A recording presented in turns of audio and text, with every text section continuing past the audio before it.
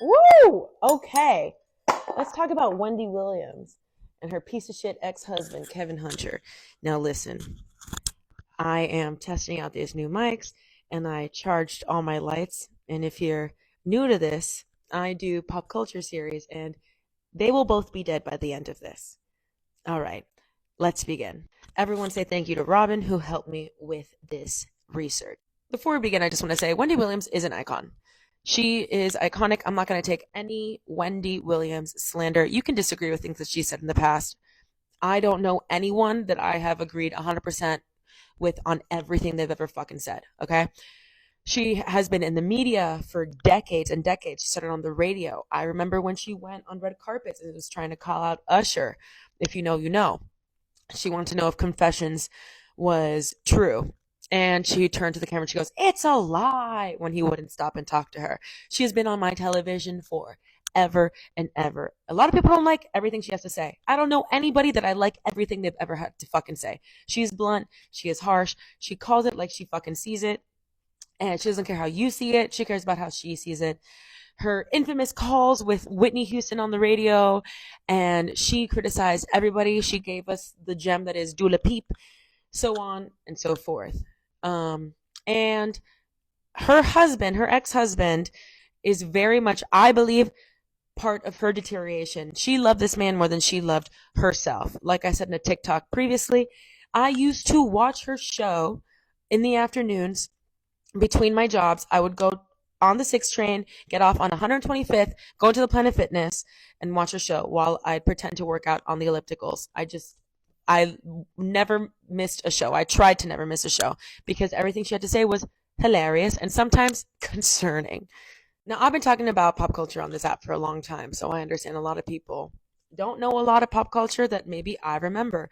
For example, I was talking to somebody the other day and they didn't know that Brad Pitt used to be married to Jennifer Aniston. That's shocking to me. Sometimes I get asked, who are the Spice Girls? So maybe you don't know a lot about Wendy Williams. That's okay. I'm here for you. So Wendy Williams.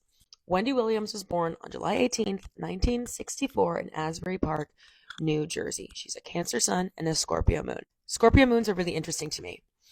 They are always scanning. I like Terminator scanning everybody they talk to. They can be a little paranoid. I like to compare them sometimes to, if you watch Parks and Rec, Andy's roommate. Yes.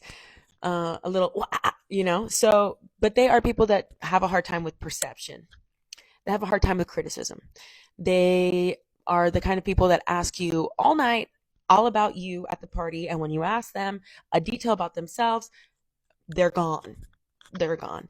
And they have a hard time sharing and maybe sometimes trusting.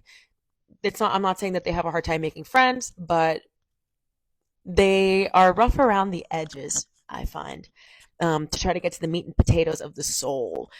So her ex-husband, Kevin Hunter, Kevin Hunter was born September 17th, 1972 in Ontario, California. Did you know there was Ontario in California? The more you know. He's a Virgo sun and a Capricorn moon.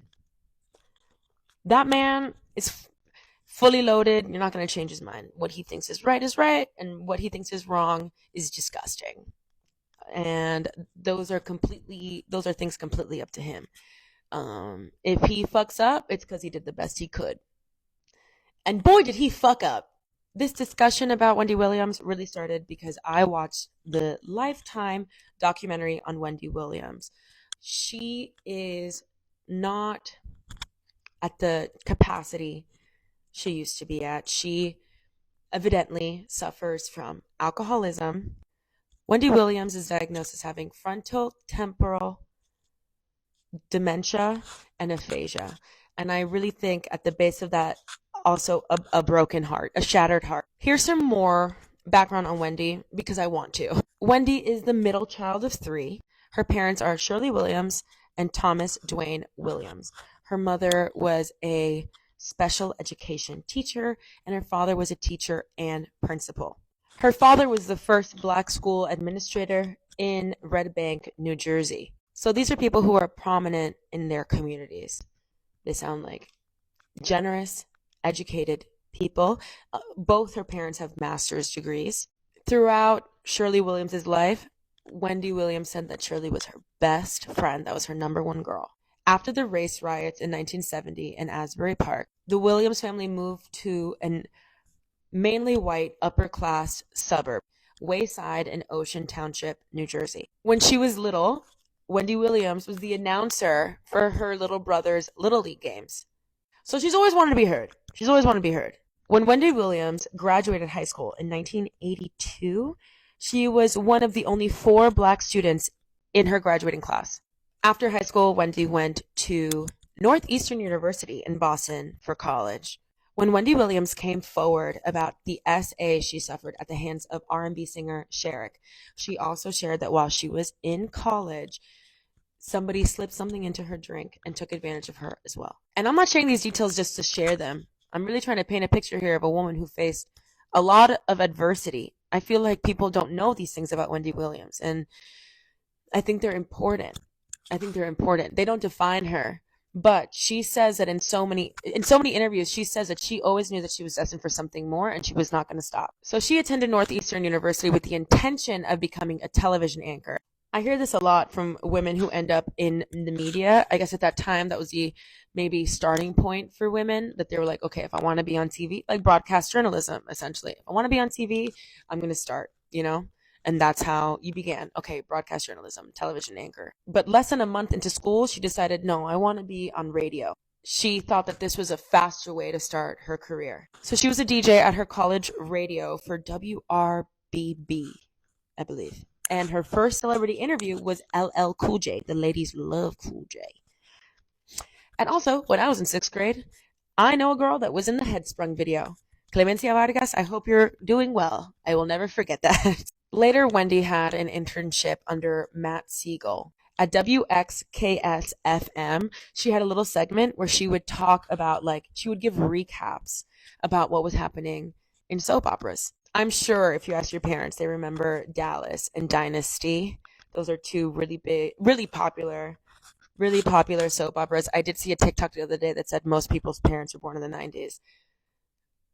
That's crazy. I was born in 1990 and I'm nobody's mom, except Margelina Jolie and my tabby. Anyway, Dynasty and Dallas were really catty. One time I wanted to jump somebody at a bar and I didn't because I was with my family, and my aunt told me to be elegantly angry. And whenever I think about elegantly angry, I always think of Dynasty.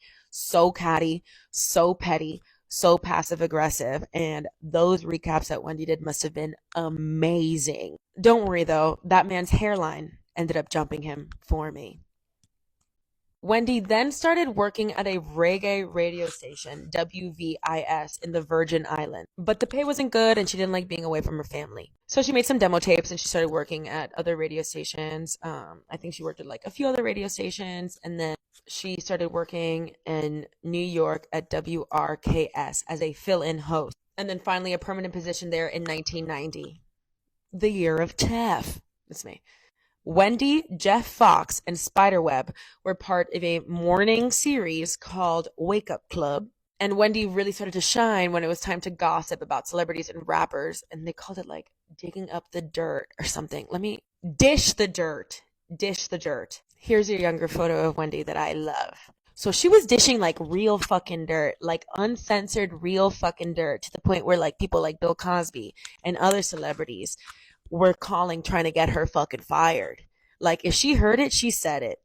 She was and you know what else I heard? Apparently it was incredibly juicy stuff, enough to get the attention of people like Bill Cosby. Russell Simmons called to try to get her fired. And then she would talk about it on air, being guess who's trying to get me fired? And she started gaining even more popularity. She became so popular, she ended up taking over the entire slot herself in 1991. By 1993, she was the highest rated radio host for her time slot in New York City. That same year, she was nominated for a Billboard Radio Award. Listen to this. She won R&B Major Market Radio Air Personality of the Year. I'm surprised you didn't put woman in there too. It couldn't just be Air Personality of the Year. God forbid. Part 2, Wendy Williams and Kevin Hunter. I watched the first part back and I see how much I'm flailing the mic around, and I'm going to try to not do that anymore. I can already foresee those comments. I'm not new to this. I'm true to this.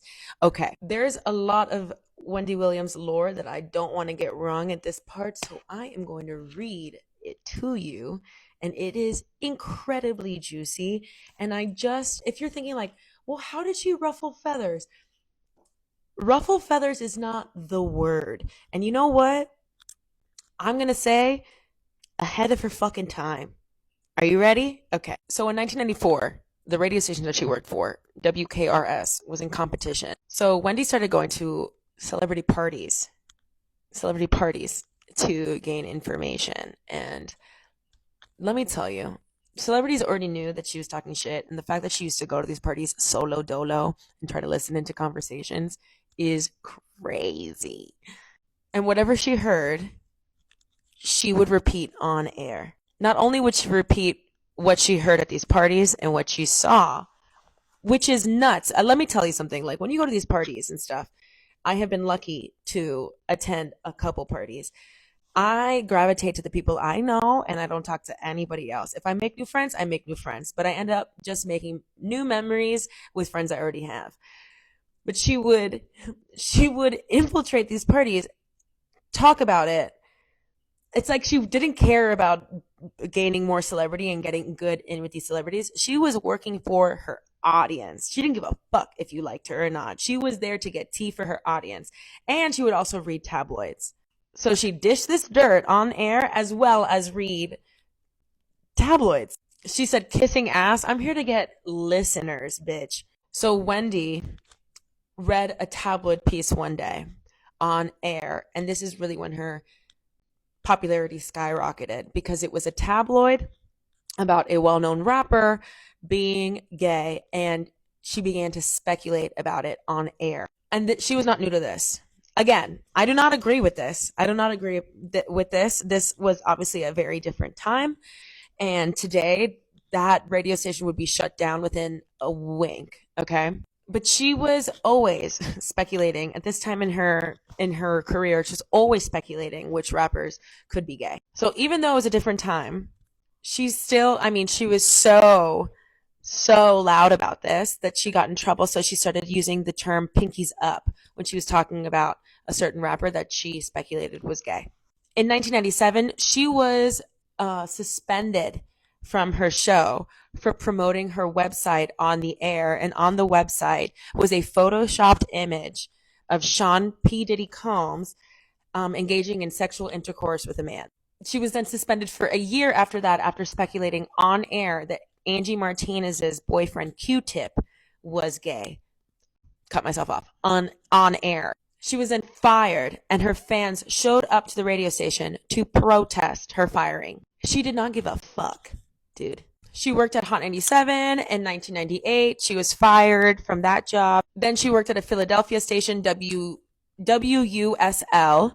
Her slot became very popular because she was extremely candid about her life. She was talking about losing pregnancies and droga, like substance abuse, and her plastic surgery. And people were tuning in. This station went from number 14 to number 2 while Wendy was there. She knows what people want, and people want dirt and they want details, and she was feeding people. I think during this time, of course, we don't agree with everything that she talked about. Of course, you know what I mean? Like trying to out people, etc.